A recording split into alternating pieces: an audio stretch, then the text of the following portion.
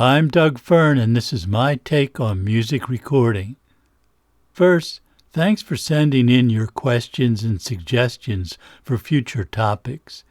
You can email me at dwfern@dwfern.com. We live in a world of complex acoustical environments. If you spend a little time really listening to the spaces where you spend your days, you will become aware of the many variations in reverberation that surround you. You probably already know that your bathroom sounds different from your living room, and the kitchen sounds different from both. Your garage has yet another sound. Outside sounds are different from inside sounds. Outside could be in a city with stone, brick, and glass everywhere you look. That will be an acoustically confusing environment. The middle of a forest has a totally different sound. In the context of this episode, I refer to reverb as any kind of effect the room or space has on the sound. Even a closet full of clothes has a sound to it.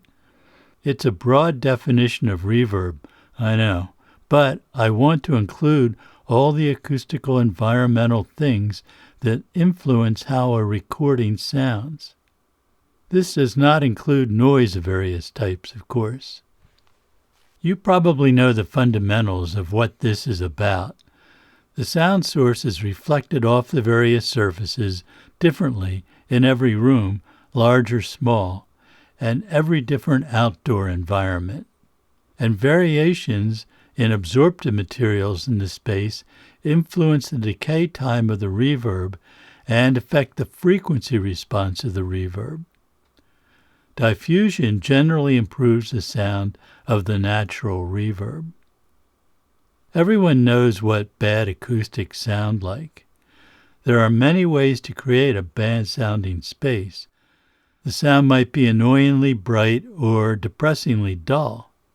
There may be distinct echoes or no discernible echoes at all. I covered a lot of this in episode 84 on designing acoustic spaces.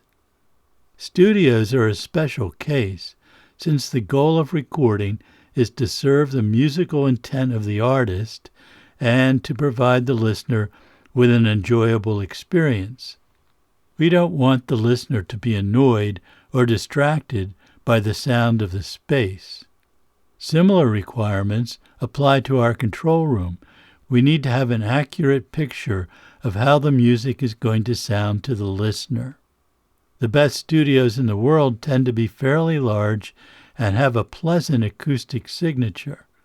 The sound of the room is distinctive and readily recognizable to anyone listening to records made in that space, even if they have no way to explain it. Some studios are designed to be as dead as possible. That was a popular sound in the 1970s, but not so much today. Many great records were made in very dead rooms. They had a sound that was different from those made in great-sounding rooms. Today, many recordings are made in adapted spaces that are not very big. The sound of a small room is generally dreadful, so people often make those spaces as dead as possible.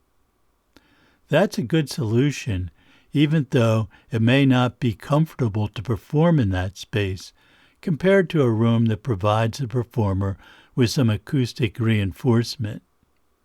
Adding artificial reverberation has been a part of music for over 70 years. There are many ways to do it, some better than others, some more practical than others.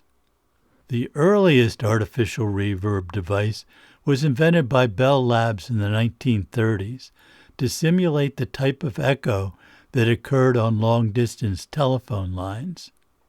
That helped them design circuitry that would cancel out the echoes. The Bell Labs reverb used a helical spring with transducers coupled to either end. The spring reverb sounded like a spring, with the boing sound you would expect. It wasn't a good emulation of real reverb, but it did find a place in electric organs and guitar amps. The sound of an electric guitar through a spring reverb is classic and partially defines the sound of the electric guitar. It's lousy reverb, but like the crummy audio amplifiers in the guitar amp, it became part of the sound. It is what the instrument should sound like for many players and engineers. I do not disagree.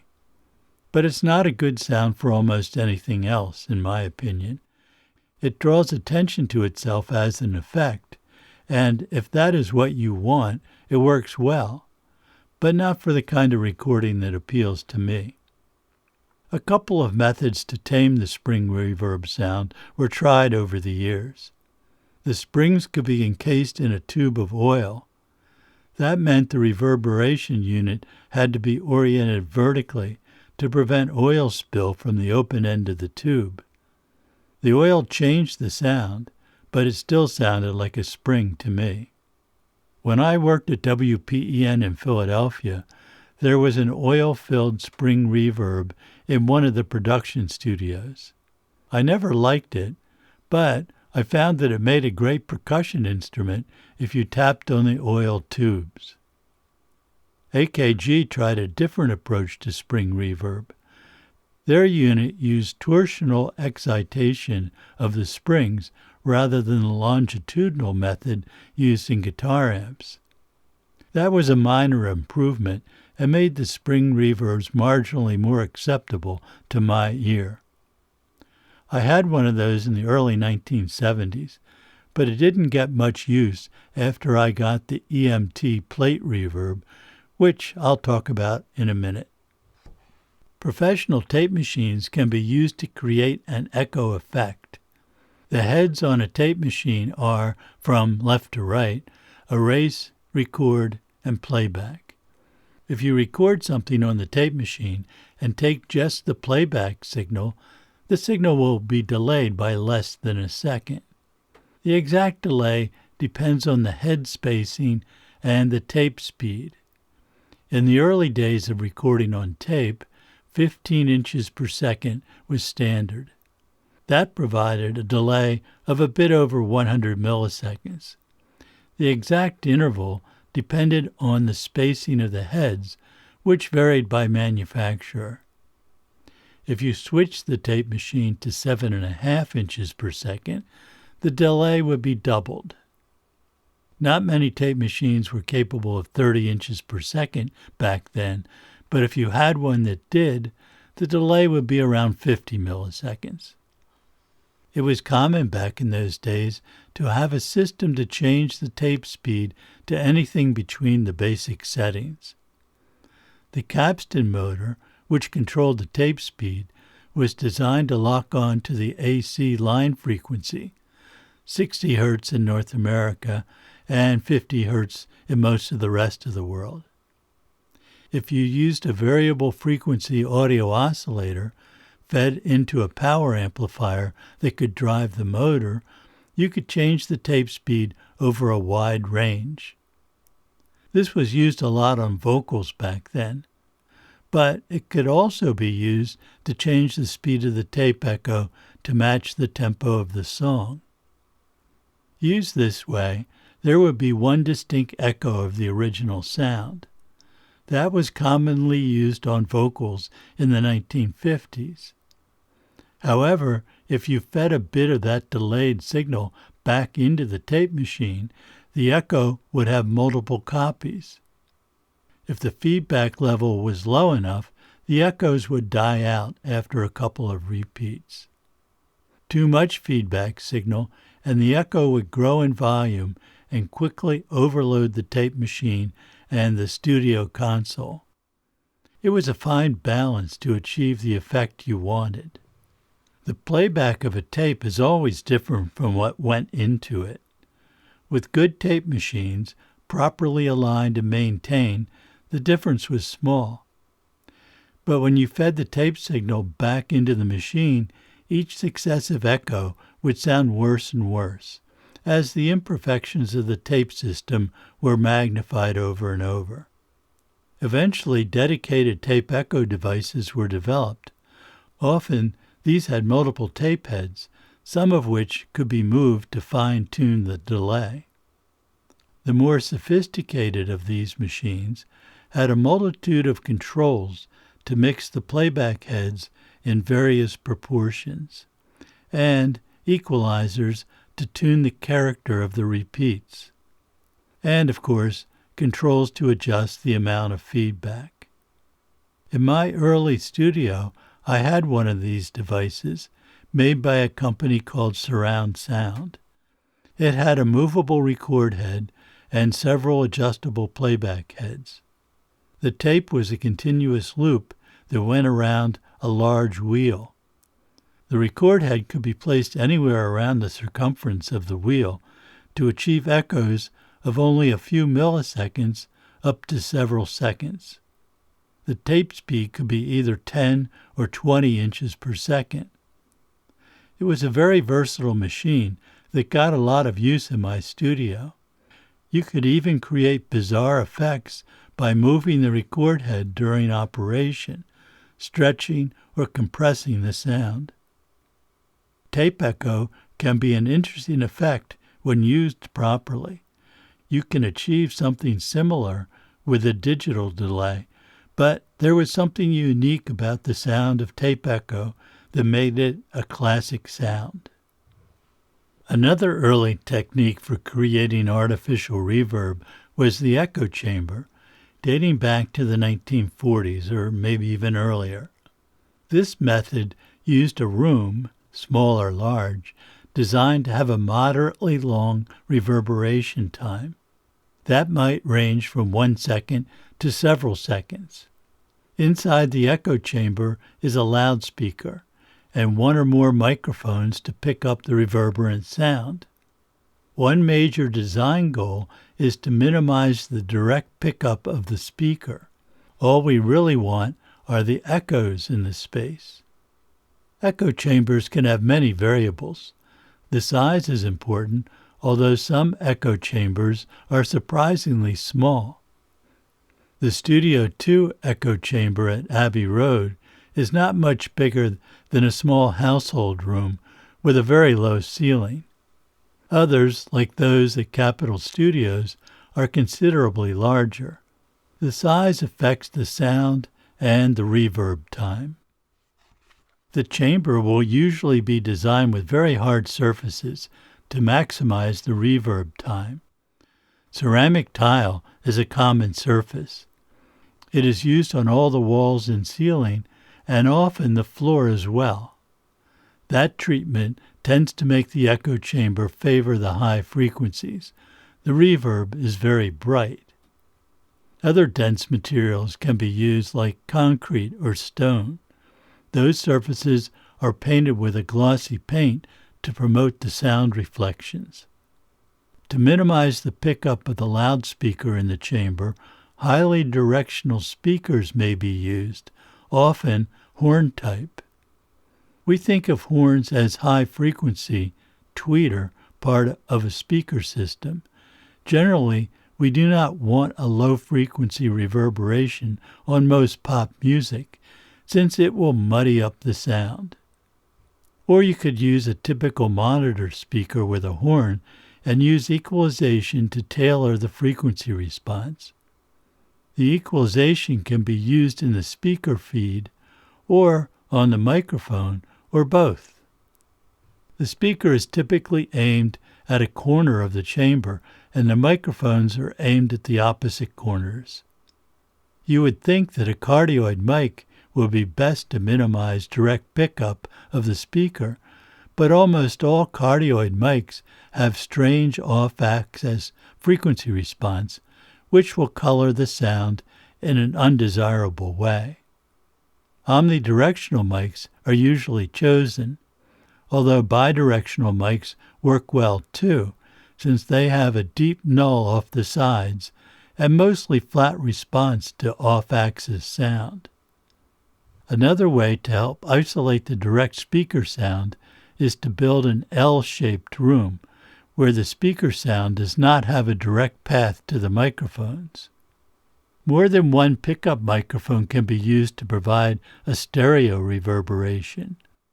I don't know if it has been done for mixing immersive formats like Dolby Atmos, but additional mics could be used to provide a more surrounding reverb effect. On a recent session I was involved with at Sweetwater Studios in Indiana, we used their indoor racquetball court as an echo chamber. The room had a beautiful, smooth, and very bright sound that was perfect for what we wanted. We used 6 omnidirectional mics around the room. Over the years, people have used various rooms with different characteristics to make an impromptu echo chamber. I have used a large garage adjacent to my studio for that. It sounds like a garage, which is only appropriate for some types of music. Most chambers have internal structures to diffuse the sound. Large concrete pipes, a foot or more in diameter, and capped at the top, was a cost-effective way to break up the sound in the room for a more realistic representation of a larger surrounding space. The pipe would have to be painted with several coats of hard glossy paint. Other things could go into the room to improve the sound. Wedges, angled surfaces, or even miscellaneous other stuff might help, as long as it was a hard reflector of sound and wouldn't rattle or impose a resonance in the chamber. As you can imagine, there are a lot of things to experiment with in an echo chamber. The speakers and their placement, the microphones and where they are placed, and the equalization supplied to either of those are just a few of the variables that a studio owner can experiment with. Often the setup will be different for different types of music. Rather than a room designed to be an echo chamber, people have used existing rooms, usually a bathroom. A typical household bathroom would not work too well in most situations, but a larger commercial bathroom with tile walls can provide a usable chamber for a short and bright reverberation. The amount of noise created in an echo chamber can be a problem. In the case of Abbey Road Studio 2 chamber, which was constructed outside the main building, neighbors complained of the noise during late-night mixing sessions when the residential neighborhood in London was quiet and people found the strange sound of an odd combination of instruments and voices booming for hours during a mix to be intolerable. In another case, at Sigma Sound Studios in Philadelphia, the echo chamber was constructed along a hallway just outside Studio A. It was L-shaped. People in the building were not particularly annoyed by the sound, but the chamber was not well isolated from the people in the hallway, so voices could sometimes be heard during a mix. That, of course, ruined the mix. Another odd thing about Sigma's echo chamber was that it was not well isolated from the studio. The music in the studio could leak into the chamber and confuse the sound of the desired reverberation. Sigma founder Joe Tarsia described an unusual situation in our conversation in episode 26. The studio was built in the 1950s, prior to Joe acquiring it. Back then, everything was recorded live, in mono. There was no overdubbing and no mixing. The echo chamber needed to be used during the session and had a unique sound due to the bleed from the live performance. When Sigma opened in 1968, it was an 8-track facility, and mixing was done after all the tracking. The echo chamber was not used during tracking. Joe wondered why he was not getting the sound that the previous occupant was getting until he realized that the live sound from the studio was leaking significantly into the chamber. multi-track recording and mixing had eliminated that prior technique, and the sound was different. Echo chambers can be a great sound and often define the records made in studios that used them. But they took up considerable space. They had to be isolated from the studio facilities and the outside world. That made the acoustic echo chamber impractical for many smaller studios, and that includes most home studios too. Unless it is a major facility with a construction budget to match, the echo chamber is out of reach for most recording situations. In the 1950s, the EMT company in Germany invented a new way to create artificial reverberation, the plate. This method uses a thin metal plate, usually stainless steel, roughly 40 by 80 inches. The plate is suspended by springs inside a heavy wooden case. A special transducer is attached to the plate at a point determined to be optimal and driven by an amplifier. This causes the plate to vibrate. One or two transducers, similar to contact microphones, convert these vibrations into an electrical signal. Plate reverbs have a distinctive sound. The reverberation can be very good, mimicking a real reverberant acoustic space. But setting a plate up properly takes a lot of work to get the optimum sound out of it. I bought a used EMT 140 plate from a studio in New York that was closing down. We moved it down to my studio in Philadelphia in a pickup truck. It was heavy and awkward, but we got it moved into the studio basement and wired up. The EMT used a panel of sound-absorbing material, like fiberglass, parallel to the plate to adjust the reverb time.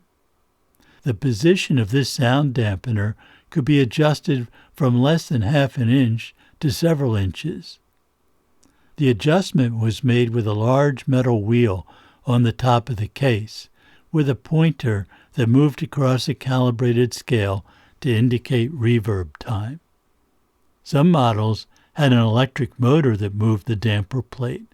That allowed remote adjustment from the control room. A plate reverb in operation did not produce much sound that could be heard nearby, but it would pick up nearby sounds, so the plate needed to be isolated in a separate room. Their bulk and weight also made them difficult to situate in small studios. Still, a plate reverb was much smaller than an echo chamber. After trying the EMT plate out on a variety of sounds, I was hooked on the sound of it. It was bright like an acoustic echo chamber, even without any EQ. The reverb time was very short, and moving the adjustment wheel didn't have much effect on the sound until it was at the extreme long reverb time. I was curious to see the inside of it, so I took off one of the side panels to take a look. I saw that one of the many separate panels of fiberglass had broken free of its mounting frame, and a corner of it was touching the plate. It stayed in contact with the plate until you turned the wheel to the longest reverb time. That explained what I was hearing. I got some glue that seemed compatible with the materials and glued the loose panel back in its proper position. When I listened to the EMT in its repaired state, its character changed entirely. It was not nearly as bright, and the reverb time was much longer. I didn't like it as much, so I took the unit apart again and undid my repair. It stayed that way for the next 15 years that I owned it, and it gave my mixes a distinctive sound. One of the early digital reverb manufacturers even sampled my plate and incorporated it into one of their plate programs. plate reverb causes the reverb to become audible very quickly after the initial sound hits it. That is contrary to the sound in most real reverberant rooms, where there is a delay before the reverberation is heard. Most rooms also have a distinct first reflection that occurs before the diffuse echoes begin. In order to simulate real spaces, it is often helpful to delay the signal going into the plate reverb by a short amount. The longer the delay, the larger the imagined room becomes. It was a common practice to delay the send to the plate reverb by 50 to 200 milliseconds to enhance the effect. The only way to do this back then was with a tape machine. Adjustable tape speed allowed the engineer to tune the reverb delay to exactly what was needed to better simulate a real space, like a concert hall. You could also take the delay from the tape machine and feed a bit of it into the mix to provide the first reflection sound of a real space. In my studio back then, we always delayed the send to the EMT plate. We could use a tape machine, since we had several mono and 2-track machines in the control room, or we could use a surround sound tape delay machine with its large number of adjustments. For some very dense and powerful music, like early punk, I often would overdrive the tape delay machine to saturate the tape. This was like a limiter in the echo send, which increased the density of the reverb and added a tape saturation sound to it. The result was an aggressive reverb that fit the intense music of that genre. There was one more innovation in the basic plate reverb sound that finished the heyday of electromechanical reverb devices. That was the EMT 240 reverb that used a gold foil instead of a metal plate. The foil was similar to a condenser microphone element, only much larger. The gold foil reverb was a fraction of the size of the plate reverb. The foil was only about a square foot, compared to about 22 square feet of the steel plate reverb. And the sound was very different. I vividly recall first hearing the gold foil reverb at an AES show in the 1970s. I was astounded by its realistic recreation of a concert hall sound. The foil reverb was much smoother than the plate, and warmer sounding too. It was a very familiar sound to me after growing up hearing a symphony orchestra in a great concert hall. Alas, I never had one of those gold foil reverbs. Initially, EMT had great difficulty shipping them without damage. The foil was very fragile. Eventually, that problem was mostly solved. The gold foil reverb had just one sound, but it was a magnificent sound. The device was less sensitive to ambient noise than the plate, but still needed to be isolated. It was so small that locating it in a quiet spot was much easier than it was with a 670-pound bulky plate. The era of the gold foil reverb was short, since EMT and others developed digital reverbs that made the old style seem far less desirable. Spring reverbs, tape echo, acoustic echo chambers, and plates can sound magnificent, but each is mostly a one-trick pony. They produce a great sound, but there isn't much variation available to the engineer without some additional work.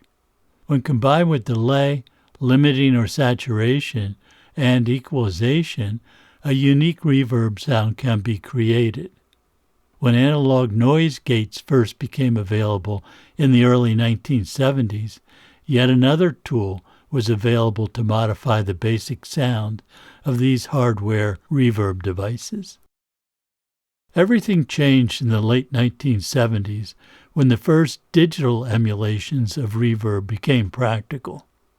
A sales engineer from Lexicon was making the rounds of studios in our area and he brought the first iteration of the 224 digital reverb. It was big compared to the digital reverbs that came later. A large rack-mount box contained an early microcomputer, extremely rudimentary compared to even the simplest microprocessor device today. It had large and loud fans to cool the digital circuits.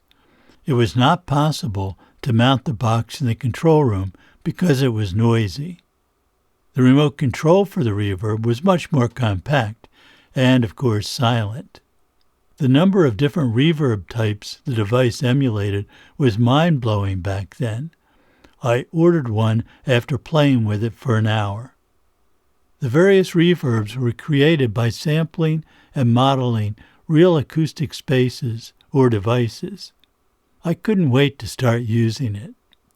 Interestingly, after my engineers had used the new digital device for a month or two, all of us started gravitating back to the plate reverb with our own enhancements.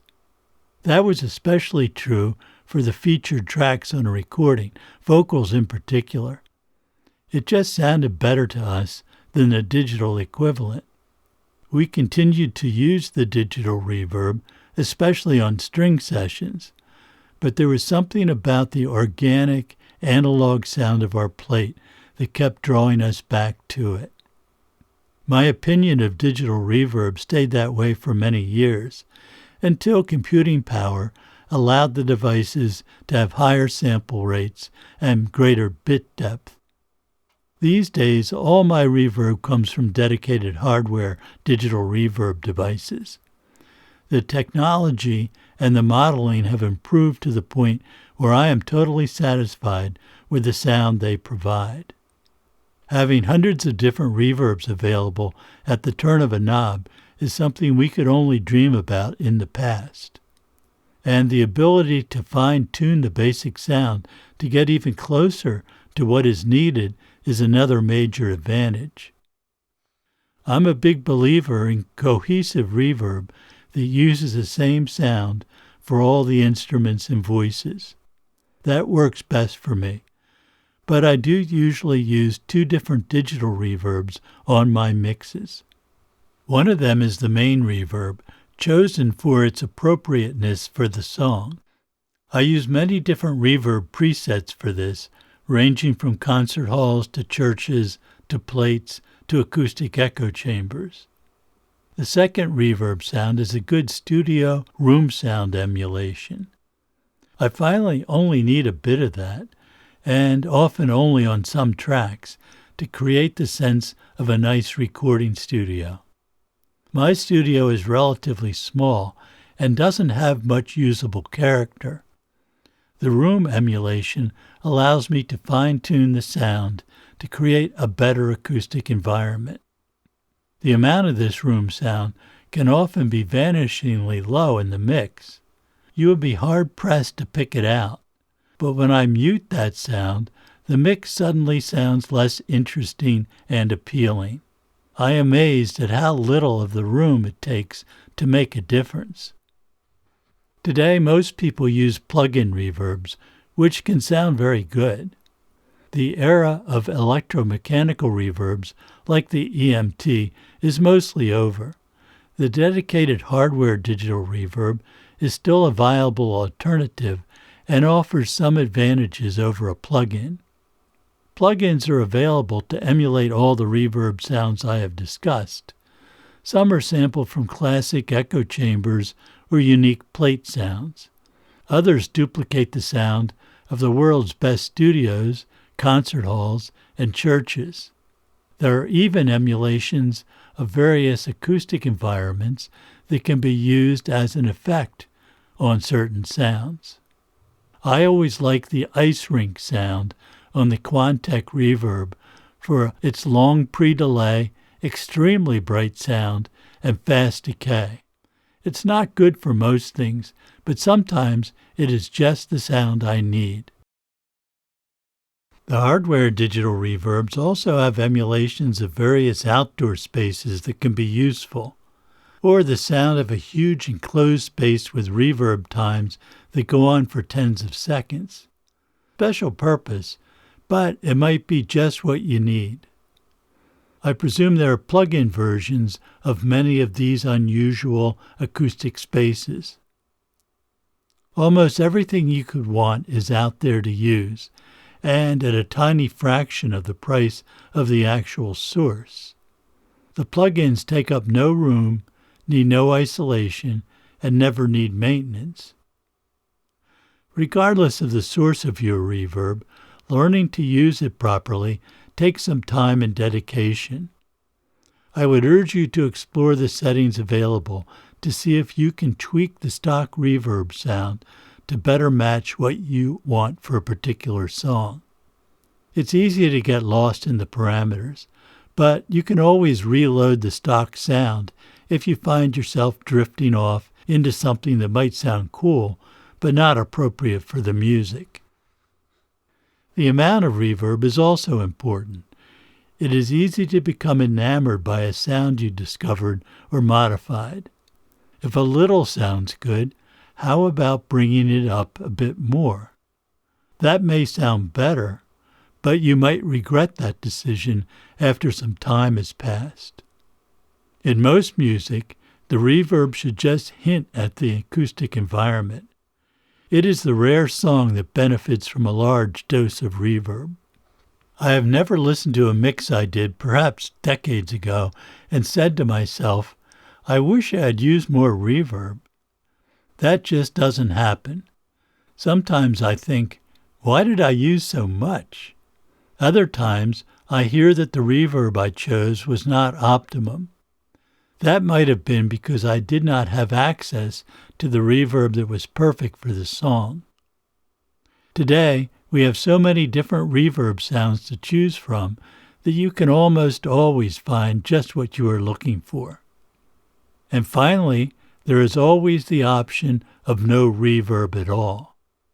The sound of a totally dry recording is often the best choice for a particular effect you are seeking.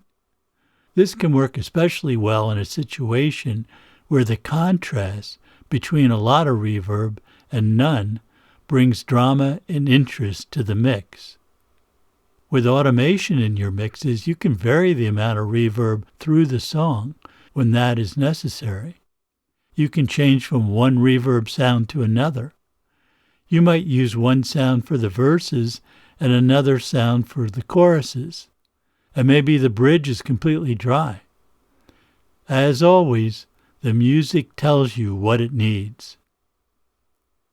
Thanks for listening, commenting, and subscribing.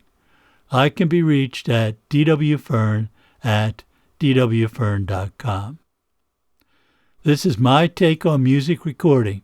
I'm Doug Fern. See you next time.